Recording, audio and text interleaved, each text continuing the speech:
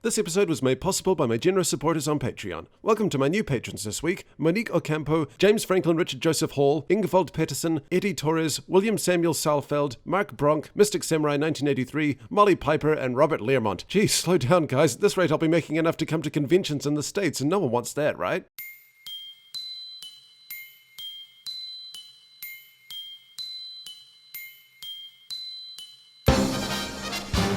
The Lost Lapras! Synopsis. So how do we begin? Whoa! Well now, that certainly wakes you up. So yes, it appears we have a brand new opening. Only, 4 episodes into the new seasons? Well, okay, the scenes in the new opening would have given away quite a few major developments early, so that's fair enough. Except that it also gives away stuff that's going to happen in this episode. If anything, they should have put it off for one more episode. I mean, of course the whole thing is moot anyway when the original opening gave away who Ash's traveling companions would be in the first episode, so I don't even know. All that aside, I actually think it's a pretty decent opening. Obviously not nearly as iconic or passionate as the first, but it has some neat animation, gets the concept across well, and I have to admit that first shot got me hyped as a kid. But yeah, now I'm sufficiently intrigued and primed for the episode ahead. Let's pick up where we left off, hurtling towards an unknown island. Again? Well, after crash landing off screen, we see that Zeppelins are apparently one of the safest modes of transportation in the known world, as both Ash and Misty are perfectly fine, despite no form of restraint outside of a freaking metal cage. You okay, Misty? Yep, luckily all my muscles broke my fall, as well as my bones. So they walk for a while on their doubtless shattered shins until Misty's all, what'll we do if this is a deserted island? I know they're layering on the poker shipping teasers a little thick, but I didn't think we'd go full Blue Lagoon. Luckily this doesn't remain a concern for long, as the elderly show up. Hooray! Look, a Pikachu! Are we allowed to feed them? It appears that the island is actually a resort, and Misty's all, why is it that every time we crash a large transport and then go to a remote island, it turns out to be a theme park? Hey, at least there aren't giant robots this time. Yes, this is Pokémon Park. Wait, what did he say? Welcome to the home of Pokémon Park, the world's first Pokémon theme park. Well, I guess Pokémon Land was opened after Pokémon Park. Hopefully this one isn't run by an organized crime syndicate, but going from the games, that doesn't seem likely. But hey, theme park, awesome! As the Geo make their way to the Pokémon Center, Misty's all, now that we've resolved our cliffhanger in less than 5 minutes, you want to actually enjoy a non-destroyed theme park? I always wondered what those are like. Nah, let's mention it but never visit it. Okay. Then we actually get a pretty awesome bit of continuity here in Ash's next line. Look! It's a Lapras! See, normally Ash doesn't know any given Pokemon without dixing it, despite apparently being obsessed with Pokemon, right? So why doesn't he need to with Lapras? Because he's met one before. That's really neat. Although it does mean his meeting with Santa is definitely canon, which opens up its own can of worms, but there's no time for that. We've got scum to chew out. Quit hitting it!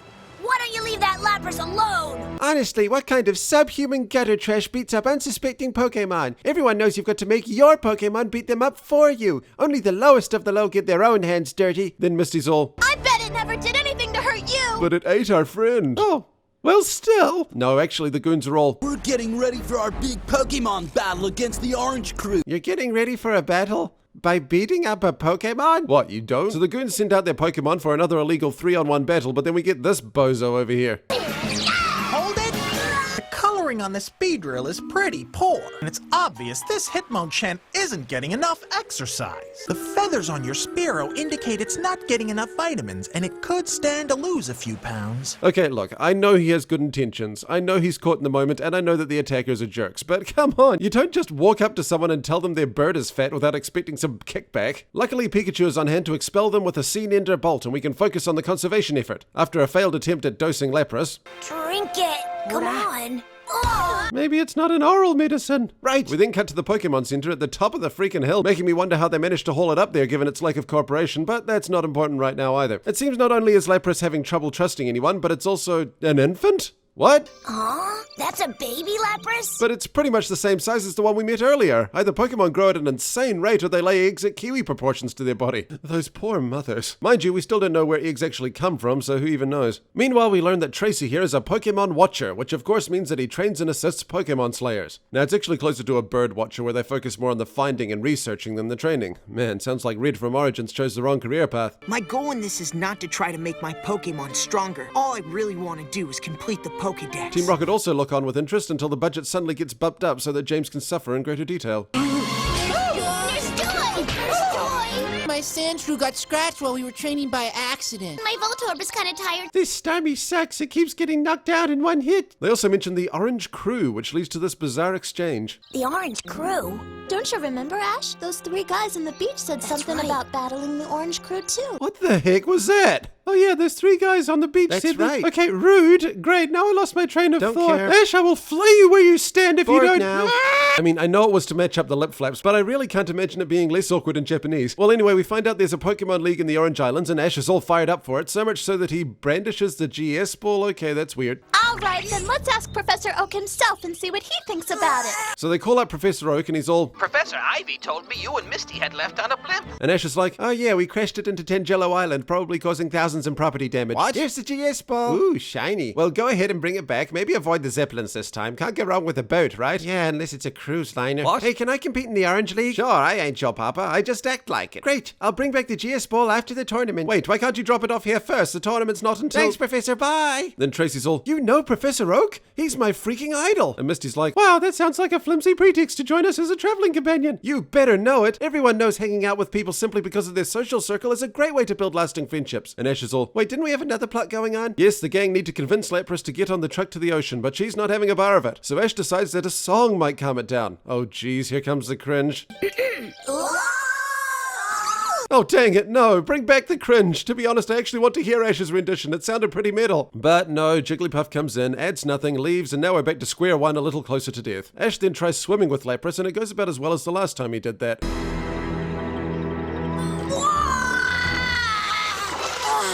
Good grief, Ash, what is it with you and almost drowning near a Lapras? Yeah, well, at least I don't soak my sneakers in the pool on purpose. Seriously, her feet were in the water 2 seconds ago and she's wearing her sneakers now. I know it's silly, but I just found that funny. Then Team Rocket show up and snag the Lapras, somehow. Wait till the boss gets a load of this little baby. Yes, I'm sure he'll be thrilled. What does this Pokemon do? It swims real good, and you can ride on it. I knew I should have given you 2 the hydrogen blimp. So they take off, Ash gives chase and suddenly bicycles.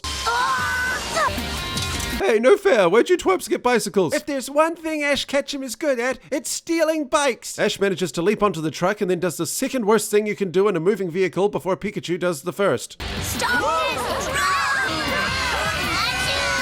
Then Ash disconnects the trailer, they roll down the ramp, Team Rocket apply the brakes before defying the laws of physics. Team Rocket's flipping out again!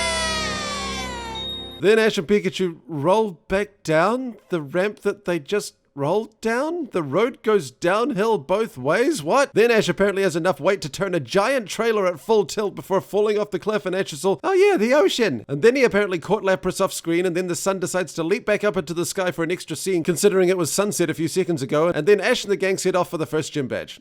Sure. Thoughts? Well, I didn't think the great animation of the last 2 episodes could last forever, obviously, but man, I didn't think it would hit such a brick wall. This is some of the stiffest, jankiest, cut cornersiest moving pictures I've seen in Pokemon since the Misty Mermaid. And I'd only say it's better because at least the characters stayed on model. The worst part is that even though the team obviously took a hit to the budget, that doesn't necessarily mean it has to be noticeable. Just make a chill episode or 2 while the tank fills up and blow it on another cool battle. I mean, it's been done before really well. My favorite episode ever only takes place in one location and only has a couple of battles. But nope, even though the production line is apparently running on fumes, we have another car chase, a Zeppelin crash, and a 3 Pokemon fight. I mean, sure, it's ambitious, but at what cost? The crash happens off screen, the fight is over in a literal flash, and that chase contains some of the most stretched out pacing and cheap effects I've seen in ages. Look at James here, they're literally just moving the cell around. I'm half expecting him to die on the way back to his home planet. Okay, yes, so now we all know how I feel about the animation. What about the story? Well, although it did establish 2 major characters and the entire main quest for the season, and that's no small thing, it kind of did it poorly. Lapras got off pretty well, but Tracy comes across to me as good-natured but really pushy and arrogant and not in a fun way. All he does across the whole episode is act superior and give orders. Your Pokemon suck, give it some medicine. You don't know who Professor Oak is? I'm coming with you, deal with it. Obviously, I'll give him a chance. I mean, to be fair, a lot of those traits also signify someone who's on the autism spectrum, and as one of those people myself, it would be kind of stupid if I didn't give him the benefit of the doubt. But aside from the nifty sketch gimmick and the fact that he obviously genuinely cares about Pokemon, it's not a great first impression from me. As for that Orange League setup though, what on earth was that about? I mean, it's fine as a plot element and all, but did you notice the entire story just came skidding to a halt while they discussed it? It really boggles my mind as there is absolutely no reason for it to do so. All they had to do was move the league discussion to after Ash had gained Lapras' trust. That way, not only would it not have held up the story progression so much that it almost seemed like everyone just forgot about Lapras for a minute despite being super concerned just moments before, but it would have given Tracy an extra incentive to follow them too, as not only would Ash get him closer to Oak, but he also sees that Ash is a caring guy who's good to be around. It's just so messy, and if it weren't for some funny gags with Team Rocket and its importance to the season, I'd probably give it a rock rating. I've heard some people criticize me for gushing over Team Rocket when they can be just as guilty of being a lazy plot device as Jigglypuff, and while I do understand that perspective, the fact remains that they still get some of the biggest laughs in an otherwise dull episode. I just love Jesse continuously stomping Meowth here. Then you won't mind stepping aside and watching us steal this Lapras. Nearly all the Sakuga is devoted to them too, with the only decent animation seen in their drive at the camera and James getting walked on. But aside from those 2 tiny bright spots, this just doesn't hold up for me.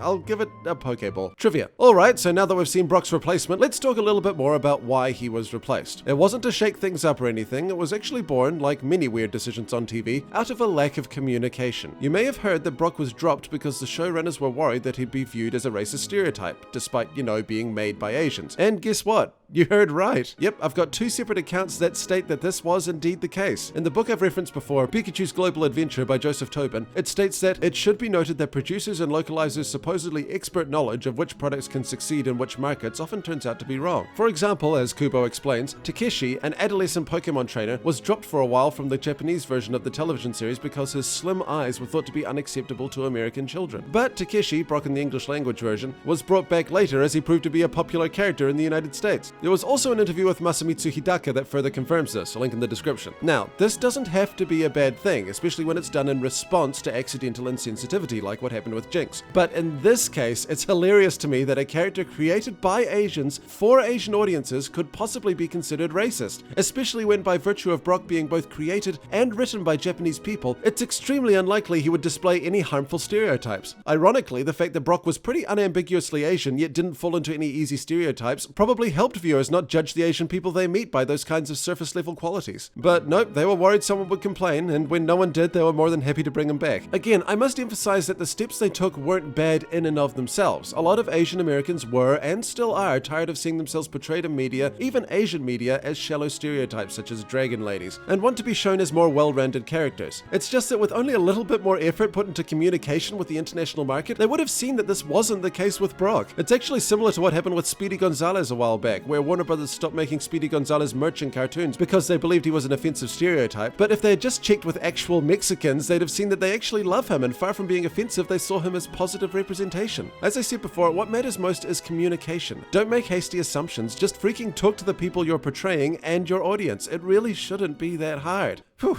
Well, after all that, let's discuss something a little bit lighter about Tracy. Something I found interesting was that Tracy's name in Japanese is Kenji, which is probably a reference to Ken Sugimori. That's pretty neat on its own, but I found it interesting that the dub voice actor for Tracy actually upholds this minor tradition of Ash's traveling companions being voiced by the same people as the villains, because Tracy is the same voice as Giovanni. That's so weird. Oh, and believe it or not, Tracy wasn't the only thing they changed to appeal to the foreign market. Check it out, now the steering column is on the wrong side of the car. Boo. Despite my personal preference, this is probably due to Pokemon taking off internationally, and shame though it is, more people do drive on that side of the road. Oh well, I'll always have a friend indeed. Speaking of transportation though, I just have to mention this as it's one of my favorite Pokemon names, and I don't know when I'll be able to bring it up again. I remember always thinking that Lapras had a weird name, and when I finally looked it up, I actually learned something. Lapras is actually a corruption of Laplace, which is not only the name of a famous French mathematician Pierre-Simon Laplace, who wrote several books about the mathematical properties of the sea and tides, but the French phrase Laplace also means seat, which works perfectly with Lapras's function. I just think that's neat. Lastly, I need to mention this, as for the most part, 4Kids ran with the whole Poke shipping or Ash and Misty maybe being a thing concept, with a couple of hints not seen in the Japanese version, and a whole dang song dedicated to it. Yet in this episode, they surprisingly missed an opportunity. See, in Japanese, when Ash and Misty get lays put on them, get your mind out of the gutter, the girls say "onai desu yo," which can translate to "you two match well." Yet 4Kids didn't run with it. Weird.